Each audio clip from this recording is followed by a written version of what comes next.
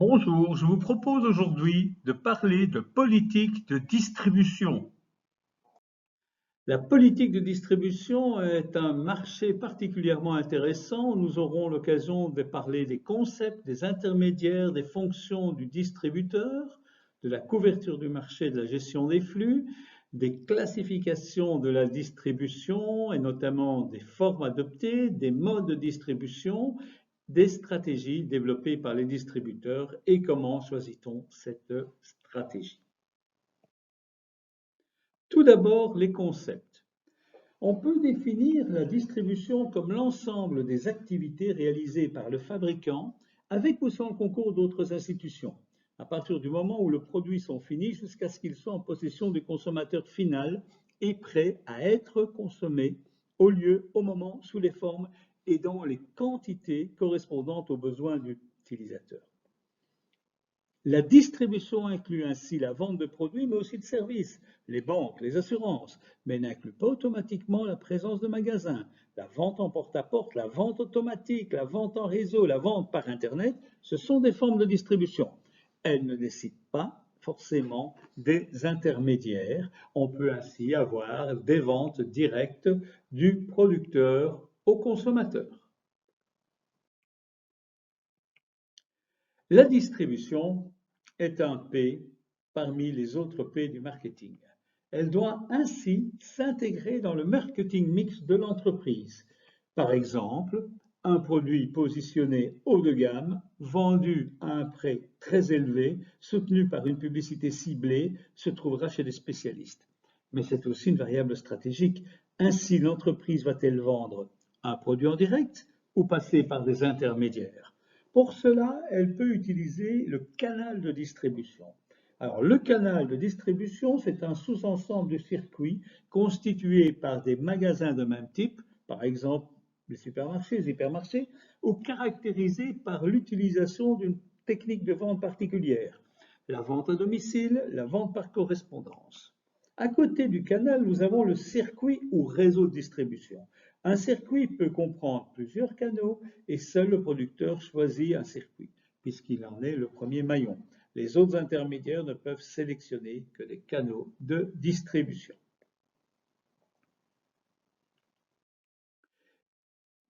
Quels sont les avantages recherchés par les différents canaux de vente au détail?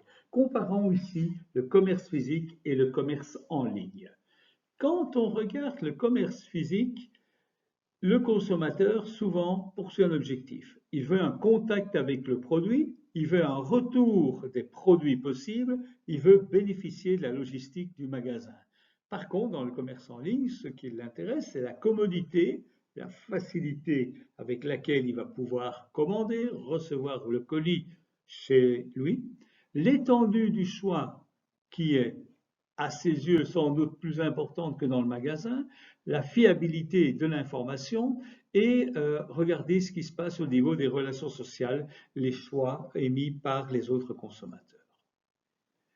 En termes de recherche d'expérience, le commerce physique propose une surprise, une certaine excitation au moment, période festive, une atmosphère particulière. Combien de consommatrices ne vont-elles pas avec leurs enfants visiter les vitrines des grands magasins au moment des fêtes ou aller voir le sapin de Noël décoré? L'atmosphère est bien présente, les relations sociales sont choisies.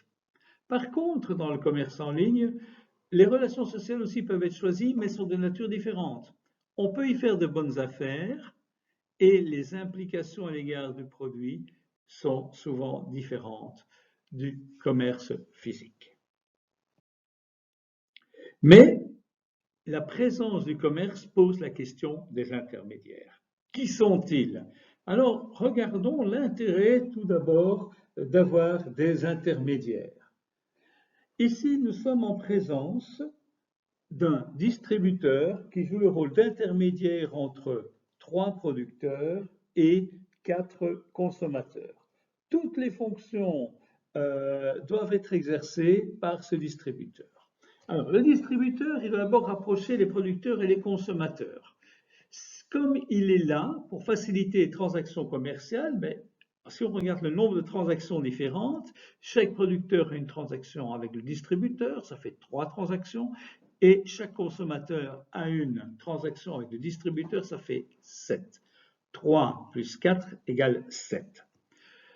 Tandis que s'il n'y avait pas eu ce distributeur, chaque producteur aurait dû avoir 4 relations avec les consommateurs pour toucher chaque consommateur. Donc, 4 relations fois 3 producteurs, 12.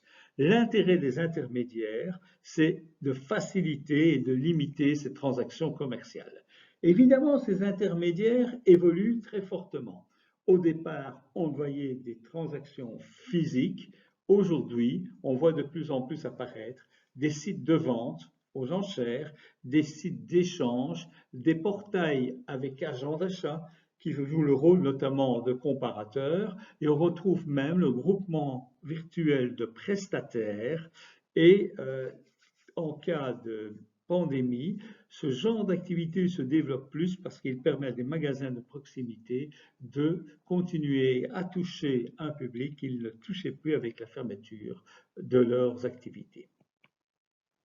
On voit aussi apparaître ce qu'on appelle des informédiaires, donc des intermédiaires qui ne fournissent pas nécessairement une prestation de produits, de livraison, mais qui informent les consommateurs. Toutes les fonctions d'un distributeur sont nécessaires. Toutes les fonctions entre un producteur et un consommateur doivent être exercées. Soit c'est une décision du producteur seul, en cas de vente directe, soit il va le faire avec l'aide d'un ou plusieurs intermédiaires. Alors, quelles sont ces fonctions? Il faut distinguer d'abord les fonctions matérielles. Il y a le transport. Généralement, le lieu de consommation ne coïncide pas avec le lieu de production. Le groupage, opération dans laquelle on réunit dans un même moyen de transport plusieurs lots de marchandises, mais de même destination afin d'avoir un chargement aussi complet que possible sur un trajet déterminé. Le fractionnement consiste à diviser un lot de marchandises provenant d'un point donné en plusieurs lots de taille inférieure pour que chacun de ces lots puisse atteindre sa propre destination. Imaginez que vous soyez avec 1 tonne de café, mais cette tonne de café va être éclatée entre différents magasins. Le stockage, il permet à l'utilisateur de disposer des marchandises immédiatement dans un délai donné. Gros avantage des magasins réels qui peuvent offrir cette capacité de stockage, ce qui n'est pas toujours le cas chez de nombreux magasins virtuels qui se contentent au moment de la commande de lancer eux-mêmes une commande chez le producteur. Il y aura aussi les fonctions commerciales. 3 fonctions commerciales sont exercées par le distributeur. D'une part, l'assortiment. Il s'agit d'offrir un assortiment différent dans un même lieu grâce à une sélection parmi tout ce qui est proposé par les fabricants.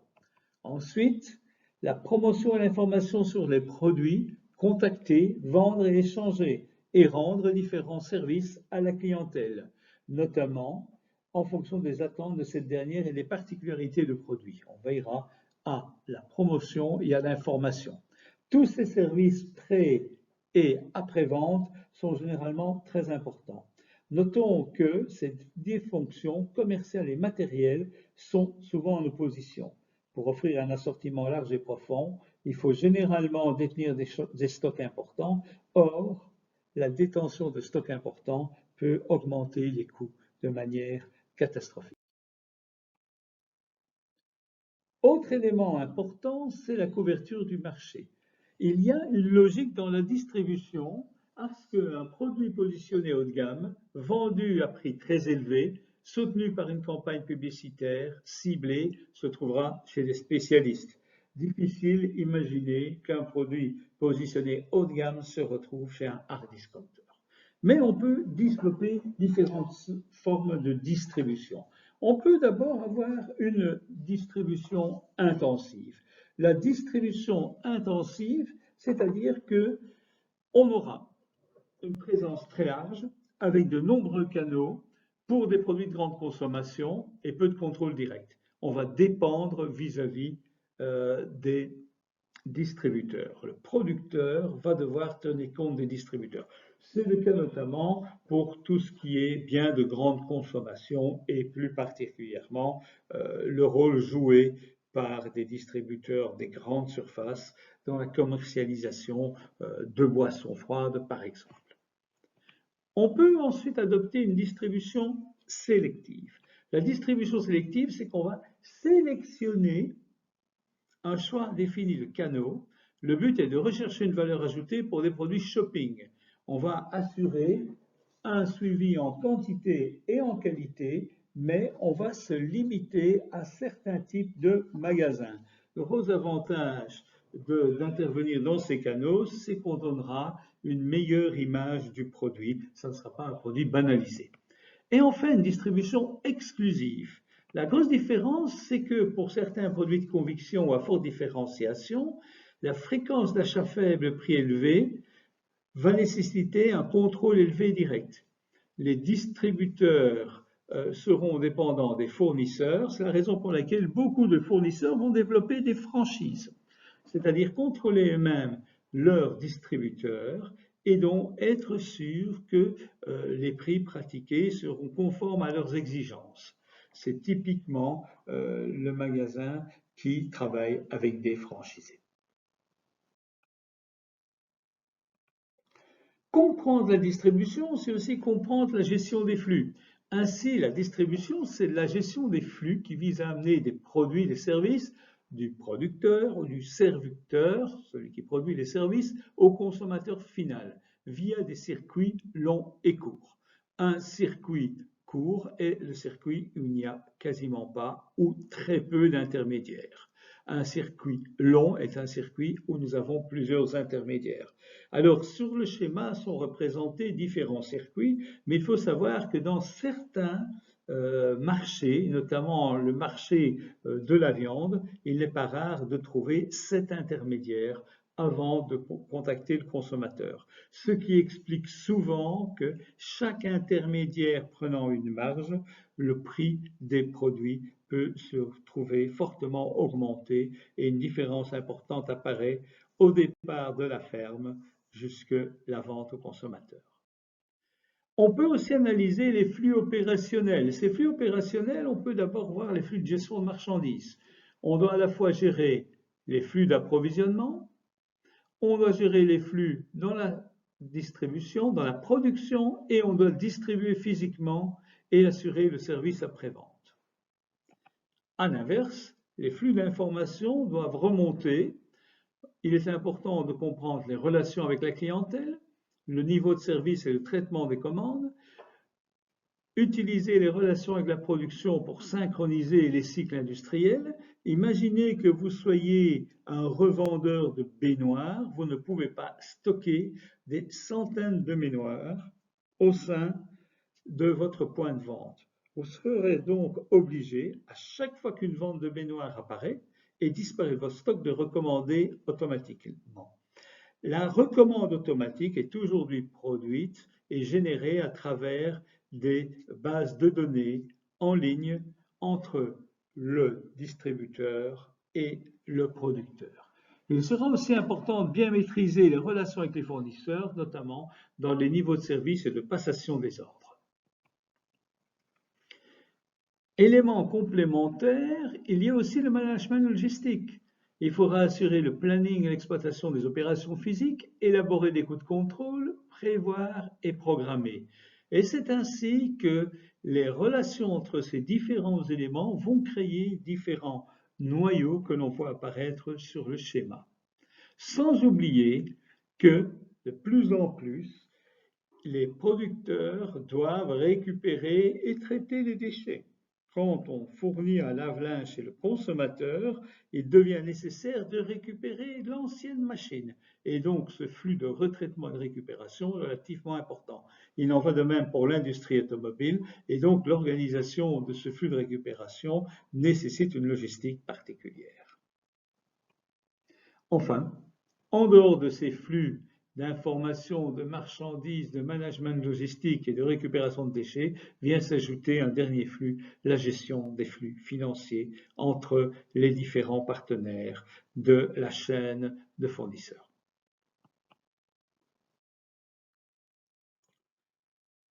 Il est toujours intéressant de s'intéresser aux différentes formes de classification de la distribution.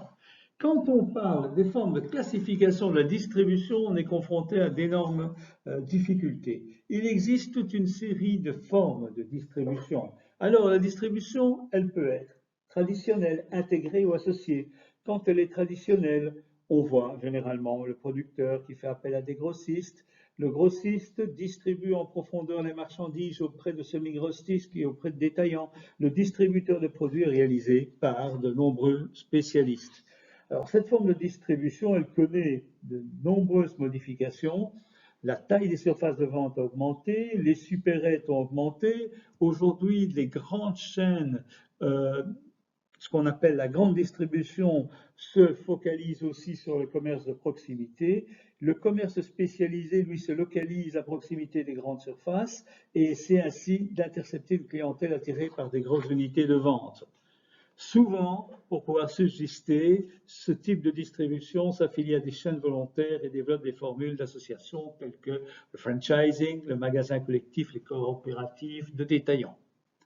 La distribution intégrée, elle, vient du fait qu'on intègre les fonctions de gros et de détail. C'est souvent les grands magasins à rayons multiples, les anciens magasins populaires qui ont quasiment disparu, les maisons à succursales, les coopératives de consommation qui elles-mêmes développent leurs propres approches.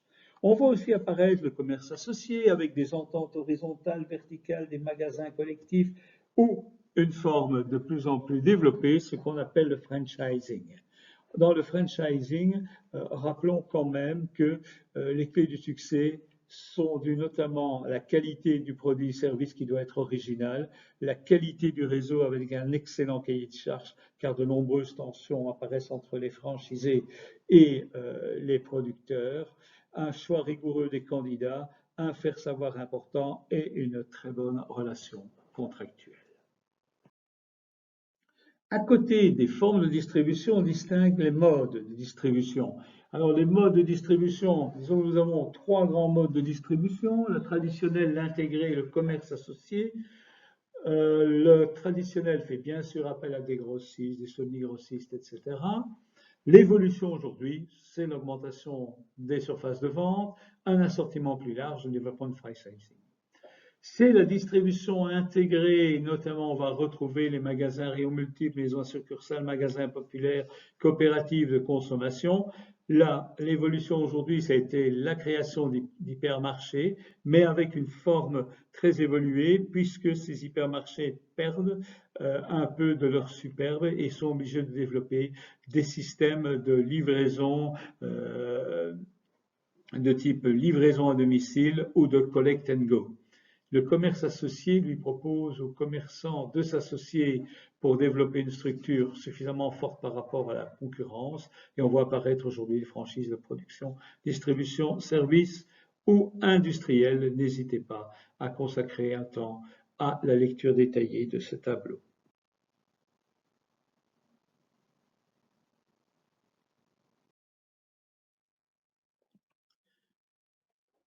La distribution est un des 4 P du marketing. Il doit être en cohérence, bien sûr, avec les autres P. Et c'est ainsi que, en fonction du prix pratiqué, on aura des profils de distribution différents. Prenons le cas d'un prix qui est inférieur au marché.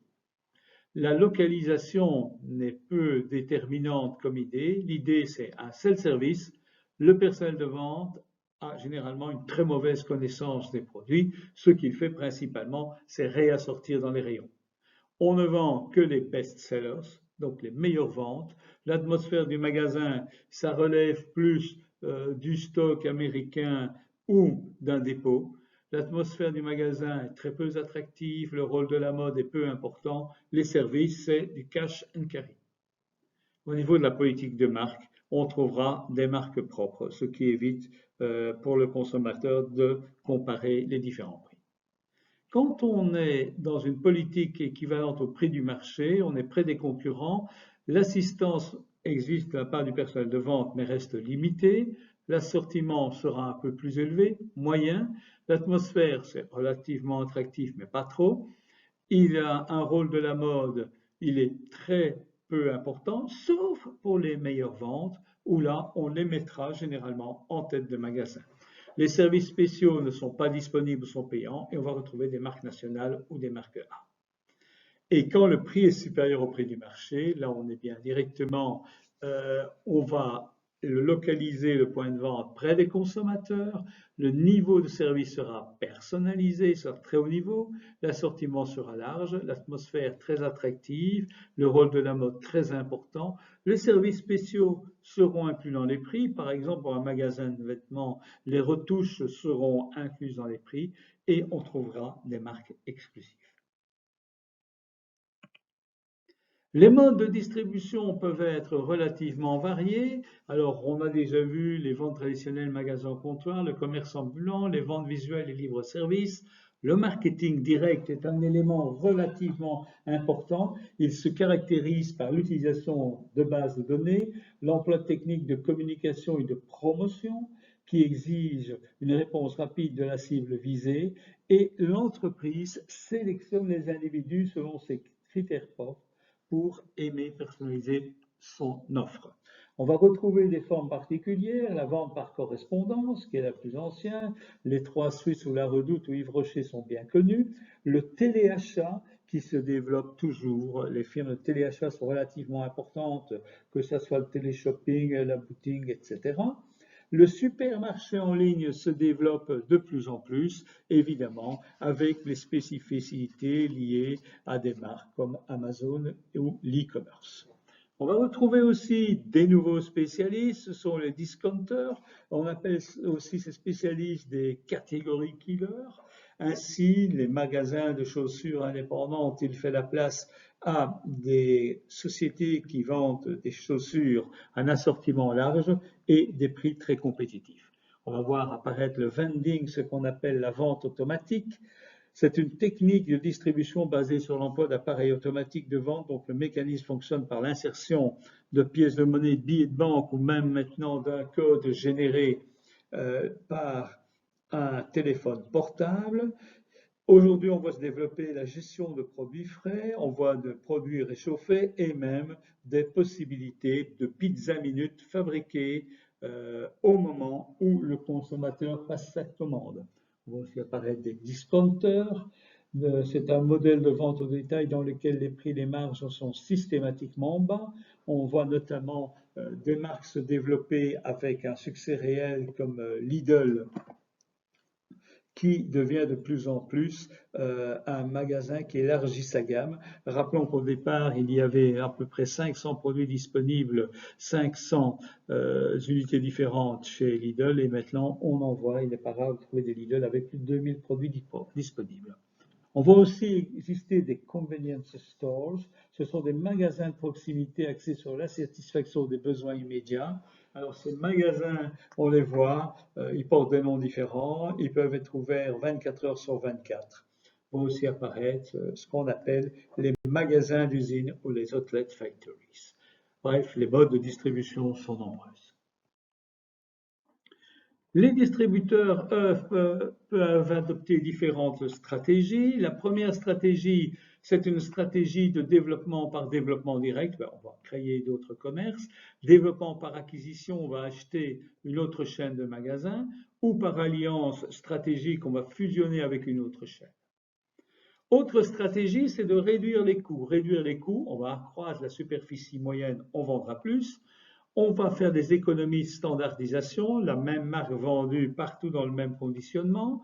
On va élargir l'offre commerciale. On va diversifier cette offre commerciale. On peut aussi différencier l'offre. Cette stratégie consiste à segmenter et positionner différemment les magasins, les offres. On peut aussi élargir l'assortiment et développer des marques de distributeurs qui peuvent même atteindre des niveaux de qualité qui se disent supérieurs aux produits des marques A. Pensons notamment à la marque Reflet de France. Et développer une communication particulière, bien sûr, par rapport à ces stratégies. L'innovation sera aussi un critère important pour se différencier. Les Distributeurs peuvent adopter aussi une stratégie de diversification, notamment imaginer de créer de nouvelles chaînes. En dehors d'hypermarchés, on peut développer des chaînes de proximité dans les grandes villes. On peut développer son savoir-faire organisationnel à l'internationalisation pour s'installer dans d'autres pays. On peut développer des relations privilégiées avec les fournisseurs. Et enfin, on peut développer des alliances internationales, notamment en regroupant les achats au sein d'unités spécialisées qu'on appelle les centrales d'achat intégrées ou des centrales d'achat associatives. L'idée, c'est que plusieurs leaders de la distribution s'associent pour acheter directement sur des marchés à des fournisseurs. Le volume y est plus important, les prix sont évidemment plus compétitifs et donc ils permettent d'augmenter la marge des distributeurs. Choisir une stratégie, cela signifie qu'il faut déterminer les critères de choix. L'attrait pour un nouveau marché peut être un des critères. L'atout pour l'entreprise, le fait de se lancer dans telle activité convient-elle à l'entreprise. Ça peut être un apport d'une nouvelle activité que l'on veut développer à la principale. Ça peut être réponse à une stratégie de la concurrence, une sorte d'imitation, ou ça peut être l'intérêt du personnel du dirigeant pour développer telle activité. Les aspects managériaux sont aussi à prendre en compte pour développer une stratégie. Pour ce faire, on peut chercher le return on investment, la fameuse croissance du ROI. De ce fait, on va comparer les opportunités d'investissement entre les différentes formes, imaginer ce que la concurrence va vouloir faire, évoquer les comportements possibles à l'intérieur d'une même forme de commerce et décider d'investir en fonction.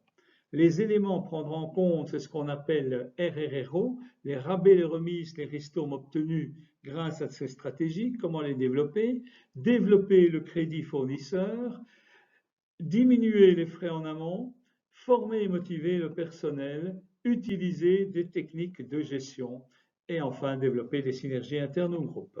Le confort et la rapidité du achat du client seront bien sûr toujours pris en compte. On peut développer le référencement. Développer le référencement, c'est notamment renégocier avec les producteurs. Négocier avec les producteurs, il existe différentes techniques. Ce qu'on appelle les 7 clés de négociation. On peut négocier un droit de référencement, c'est une taxe d'entrée qui est interdite en France depuis 1960, mais qui apparaît sur les contrats, factures de coopération commerciale, participation au lancement publicitaire. Les remises et ristournes qui sont en fonction des quantités achetées, 5 à 20%. Les délais de paiement dans l'industrie alimentaire, les fournisseurs sont payés en moyenne à 53 jours, dans le commerce de détail à 63 jours. On peut négocier des frais linéaires, puisque les fabricants sont persuadés que leurs produits se vendent grâce à leur qualité et qu'ils méritent une mise en valeur promotionnelle. Ils paieront pour être en tête de gondole ou dans le linéaire bien placé. On va demander une participation aux frais publicitaires ou ce qu'on appelle aussi la poignée de porte. C'est une somme versée pour obtenir un rendez-vous. Même si cette pratique est illégale et même si la majorité des acteurs économiques nient son existence, elle est toujours d'actualité. De temps en temps, la presse fait référence à des condamnations dans ce genre. Le choix d'une stratégie de distribution, et nous allons retrouver ici les différentes matrices que nous avons vues précédemment en stratégie, peut se faire en fonction des produits actuels ou nouveaux produits, des marchés actuels et des nouveaux marchés. Par exemple, une entreprise qui décide de lancer des nouveaux produits sur un nouveau marché va pratiquer de la diversification, c'est-à-dire un canal de distribution nouveau pour des produits nouveaux, la combinaison d'une banque à domicile avec ordinateur personnel et création de nouveaux services. Inversement, produits actuels sur de nouveaux marchés, on pratiquera une extension de marché. Je vous invite à parcourir ce tableau à votre meilleure convenance.